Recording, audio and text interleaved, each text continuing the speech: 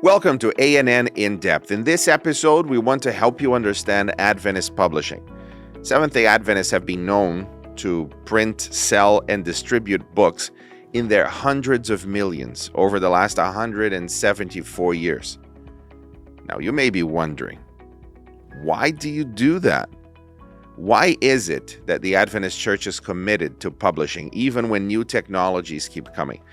In order to answer these questions and help you understand the importance of publishing to the Adventist Church, we have here Stephen Apola, the Associate Director of the Publishing Department of the World Headquarters of the Seventh-day Adventist Church. Pastor Apola, welcome to A&N In Depth. Thank you, Sam. So what exactly do you do in the department? I do all sorts of things because the department has more than just literature evangelists, because many people think of the department as just literature evangelists. Basically, we've divided our department into three core areas. That is student literature evangelists, regular literature evangelists, meaning full-time and part-timers. And then we have what we call the missionary book project, which involves church members. And so I'm involved a lot with students and partly with the regular program, but I'm also involved with the communication aspect of the department, our social media, our newsletters, our magazines, that kind of stuff. Okay, we'll dive into that a little bit further, into what literature evangelists are and what does that mean. Mm-hmm. But let's start with history. We didn't have enough money to buy the first printing press, but we knew we needed it.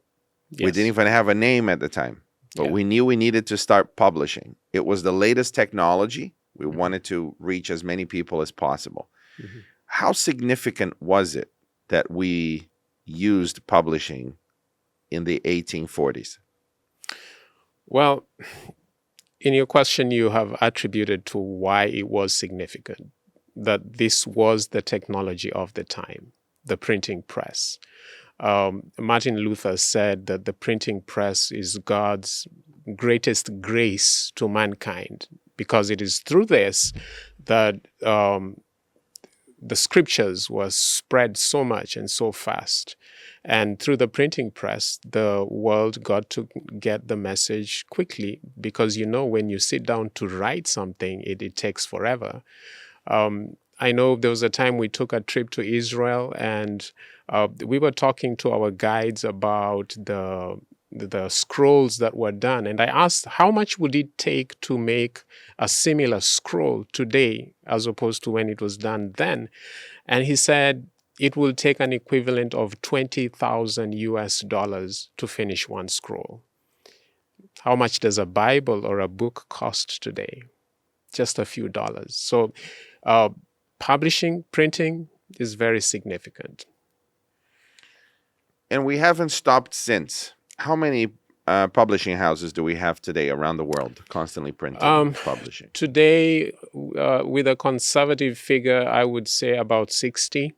There are some that we feel do not operate as full publishing houses, so we don't really count them. But I would say between 60 and 63. The world has changed significantly since then. That's right. So there are many new technologies that have come. Mm-hmm. But there is also new technologies in radio, television, web. Now everybody has a phone and so on. Even on social media, when you are, the button is called publish. Mm-hmm. So we're publishing everywhere. Everybody's a publisher these days. Mm-hmm. Now, the technology of printing has also evolved, and the industry has also evolved. So today, it's easier to print and publish using other people's publishing houses. Is there a movement of publishing houses that have stopped buying land and having the actual machinery there and moving toward, let's print this, in Asia that is cheaper or elsewhere? Or are we still encouraging each area of the world to have their own? Tell me about that development in publishing. Okay. So there is a movement where some of the publishing houses, especially in the developed countries, are using cheaper printing presses, which are not just cheaper, but also more efficient than the machines that they have had. We call these editorial houses. But there are some that still buy the machines. And personally, I believe that it is important for some places to have their own printing facilities. And this has to do with, one, the state of their economies. There are some economies that are really suffering a lot. And so when they import books from outside or when they have them printed elsewhere, the costs really shoot up because you're talking about the fluctuation of the currency. You're looking at the importation, you're looking at duties, or all the taxes they have to pay. And we do not know what the future of some of these countries are. You do not know if they will have restrictions on importations and things like that. So it only makes sense for them to have their own printing facilities. Now, there are some places where if they did that, their costs would really shoot up very much because you have to take care of the staff, you have a lot of overheads. And so it only makes sense to use other printing facilities and keep your costs down. Nice. We publish and print, and distribute millions of books every year. And we sell them too. Yes. Why? Why do we sell books? Well, ministry costs. You need to be able to sustain the ministry. And quite a large part of the publishing ministry is self-sustaining. And so looking at Paul's method of ministry, tent maker, I take care of myself while I minister. This is what we encourage in publishing, especially as far as literature evangelists are concerned, that they are self-sustaining church workers. They sell books, sustain themselves, while at the same time they are missionaries. So it makes sense to do this. You need the money, you need the business to keep the ministry going. Many places in the world are now Adventist because these literature evangelists, some people call them colporteurs, they have used their own initiative to travel to different lands, to distant lands. This is in the end of the 1800s, early 1900s especially.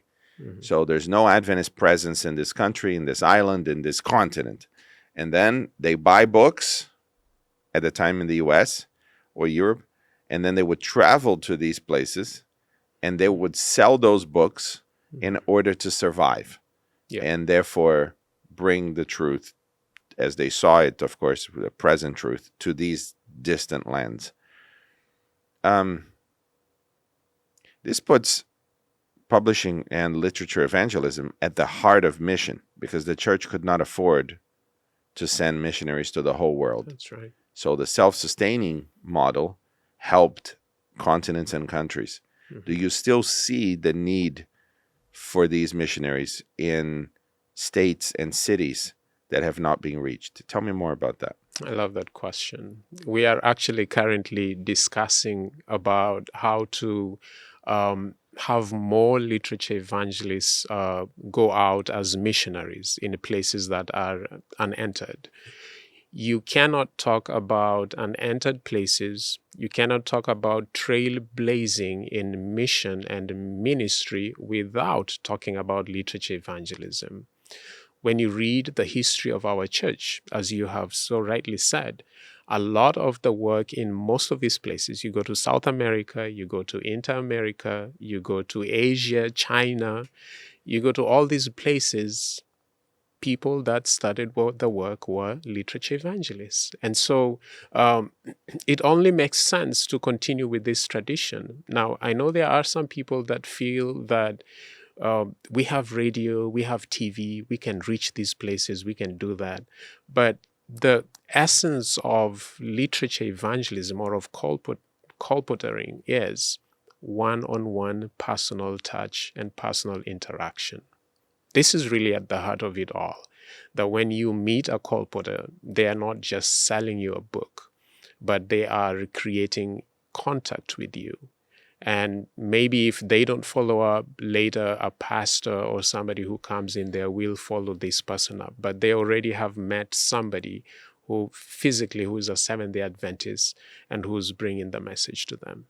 My mother has worked as a colporteur for over 30 years. I remember you've mentioned that. Yeah, she's now, she paused her colporting work to plant another church in the south of Brazil. Mm-hmm. I've seen the development of colporting for many years. So the first time that I went to try and sell books, I was 12 years old. Actually, I didn't try, I was forced. My mother forced me to do this. And I stayed for a summer trying, going from door to door, selling books to people that did not want to buy books with the money they didn't have to buy those books. Mm. But those books could change their lives. In fact, many people were changed through that literature. And it's not cold distribution. You don't just drop a book through somebody's mailbox. You enter their home, you ask them questions, you talk to them, you minister to their needs sometimes. It will be very common to pray for people that you just met and to minister to them, to bring words of healing, words of hope, and of course, help them to see that there is more than their current situation. Because it's surprising how many people open up about their lives to a complete stranger. That's right. That they see is genuinely caring for them. Mm. But you need to sell the books, and more recently, we have seen a shift in culture where people are less inclined to open their doors to strangers. There is an economic point within even rural areas that they prefer not to. That people knocking from door to door, there's something wrong with that. So colporting has developed into literature evangelism, has developed other ways of connecting with people. What have you seen as some of those ways? Well, human nature has not changed, though. Even though people are more weary about opening their doors, they still have needs. They still want somebody to show that they care for them. And for those that are cautious and feel weary about exposing themselves to knocking on somebody's door and experience some kind of rejection, it's good and important to remember that the person behind that door is a human being just like you, and they have certain needs. And what we ask colporteurs to do, and many of those who are successful realize this, is they pray for divine appointments. God makes the appointments because He's the one who knows who's behind that door. He's the one who knows who's hurting. Just the way He told Moses, I have seen the suffering of my people. I have heard their cry. I have come down. Now I am sending you. So when the colporteur knows that God is the one who knows who is in need, so when they wake up in the morning, the first thing they ask God for is a divine appointment. Show me who's in need. Now, other than that, we've focused a lot on training colporteurs on how to develop connections with people, gain access to people before they stand before their doors. And some of these methods are using social media.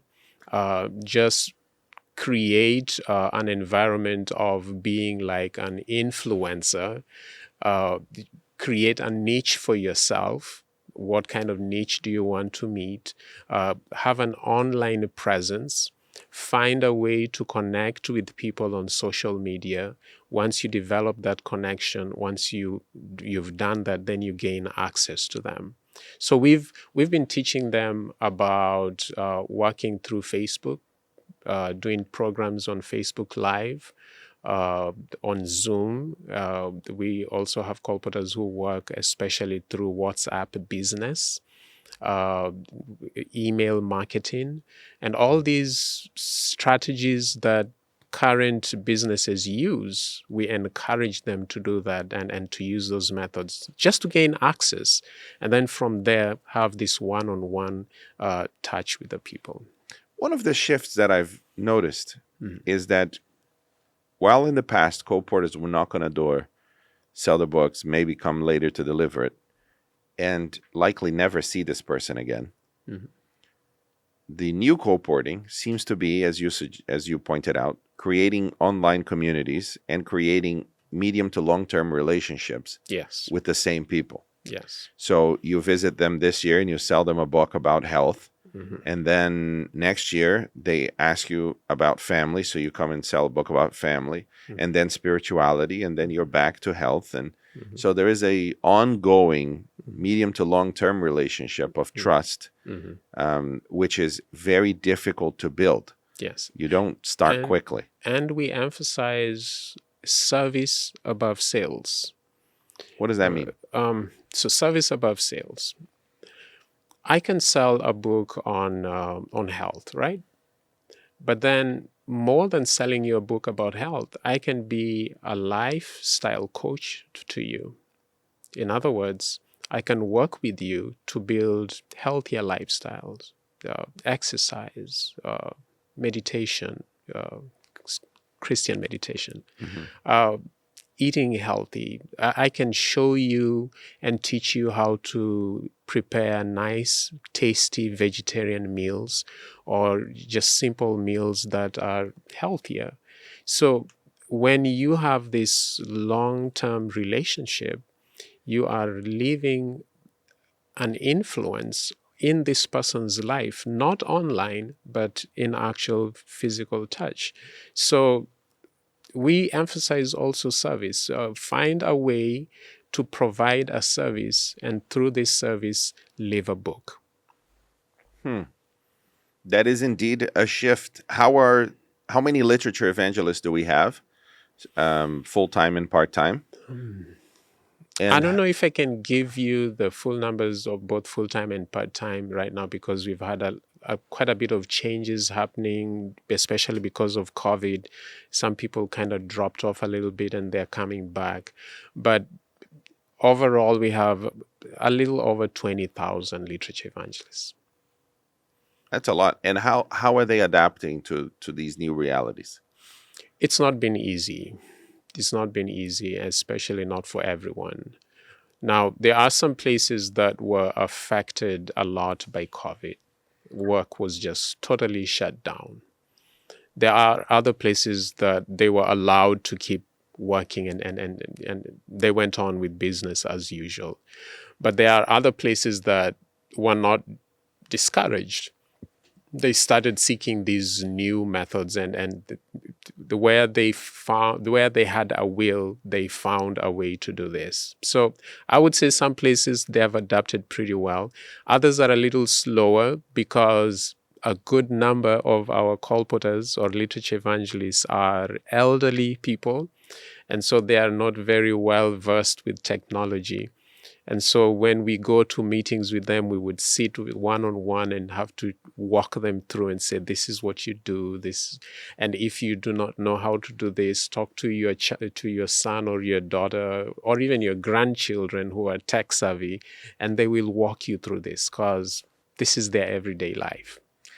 If there are people listening now who are looking to find a business for the next few years, and they also want to be influencers, they also want to provide some kind of service that helps people, but they want to live from that so that it's not just at 10 o'clock at night trying to, edit a video. How would you encourage them to become literature evangelists? So, first of all, they have to think in terms of, what do I want to do in mission? What do I want to do with my life in terms of being a missionary? Many Christians, Seventh-day Adventists, compartmentalize their lives. They think in terms of, this is my work life, this is my church life. My church life, once a week, 6 days of the week, I live my own life. 1 day of the week, I dedicate to God. So Adventist on the seventh day. there's a song that says the odds of going to heaven are 6-1. But, once somebody has decided that they want to have an impact in the lives of others, then they start thinking about what is it that I am passionate about in my life. With colporting, we have health, we have families, we have spiritual aspects. So there's a wide variety of ways that you can be an influencer in other people's lives. Very simple example. When I turned 50, I decided I wanted to go back to running. I didn't realize just how big the running community is, and not just among people of my age, but different ages. I signed up on Strava, a social media app for runners, and I found there are different communities in there. So I joined those communities, and through this, I'm able to connect with the people who are not of my faith.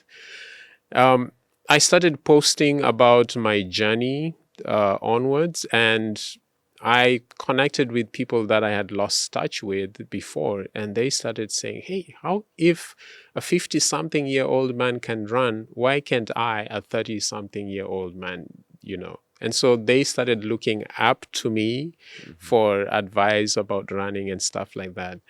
And then I used that opportunity to connect with my neighbors who run, and say, oh, you run, let's run together sometime. And then we create a WhatsApp group and you start building connection from there. So I can use this opportunity to share our health message, our health literature with my neighbors. I do that. Sometimes I tell them, if you want to eat healthy, to be able to run well, this is what you need to eat. This is what you need to cut down on. Then I share with them our health literature. And from there, build rapport. And that's why I said, if you look at it from the perspective of providing a service, then it's easier for you to connect with the person because you care for them, you care for what their actual needs are. Then you're able to find the literature that will meet the needs that they have. For the next episode, Steve, we're going to be talking about the impact of Adventist literature. So now we talked about why we do it and how. And the next stage, we talk about the impact. We'll also talk about book distribution, which is, it's not unique to the Adventist Church, but almost. No other group distributes millions of books worldwide. So we're going to be talking about that as well. So until next week, thank you for being here today with us.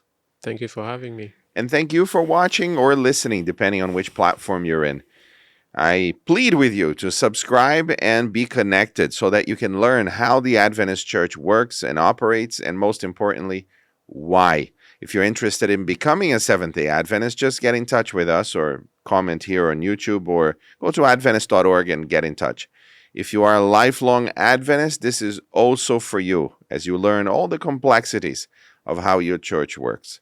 Again, we thank you for listening, and we'll see you next week.